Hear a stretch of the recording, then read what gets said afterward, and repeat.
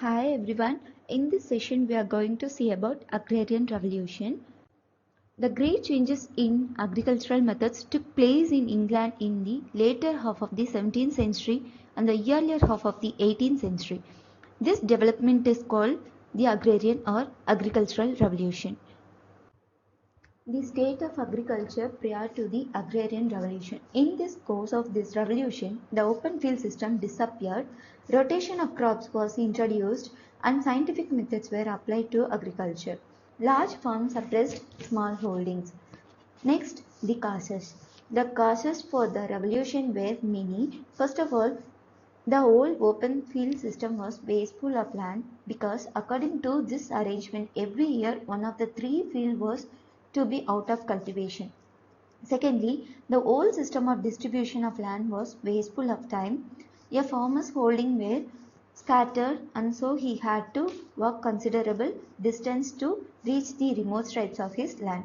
Thirdly, there was the necessity of conforming to the custom of the village and this made experiment in agriculture methods impossible. There were other causes also. In this 18th century population was increasing and so more food was needed. But the yield could not be enlarged under the old system of cultivation, which therefore had to give place to another.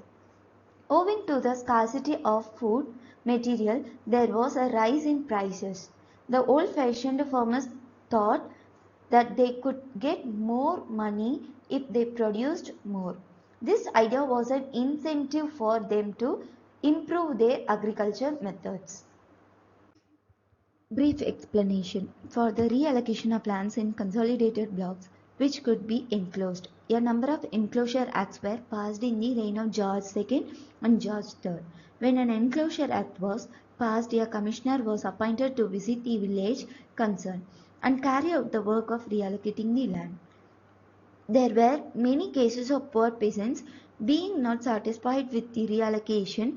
Such people sold away their small holdings to wealthy businessmen of the city who were eager to possess lands of their own. The final result of this tendency was that the class or rural inhabitants known as yeomen disappeared. One of the advantages of the enclosure system was that it gave scope for many enterprising people to make experiments. One such person who made something pioneering work in the field of agriculture improvement was Jethro Tull of Berkshire. He was the inventor of a drill of sowing seeds. He did much important experimental work in connection with the depth to which seed should be sown and the amount which should be sown per acre. He also emphasized the necessity of careful selection of a seed if good crops were to be obtained. The another pioneer was Walpole's brother-in-law, Charles Townshend of Norfolk. He adopted Tull's principle in working his estate at Raynham and paid much attention to question of rotation of crops. He introduced the four-course rotation of turnip, barley, cloves, and dry grass and wheat. These measures prevented lands from lying unproductive under fallow and enabled him to carry more stock on his lands, and more stock meant more manure, which in its turn led to still better crops and therefore to still more stock. His innovation made Norfolk a leading agriculture country, with the result that in 30 years the rental of one farm arose from £180 to £800 of a year.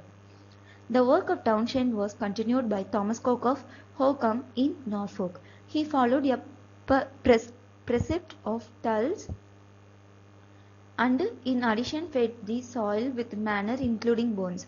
As a matter of fact, he was one of the first farmers to use bones as manure.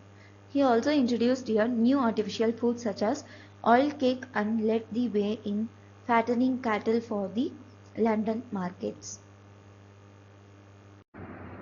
He changed the appearance of the countryside by planting trees upon his land.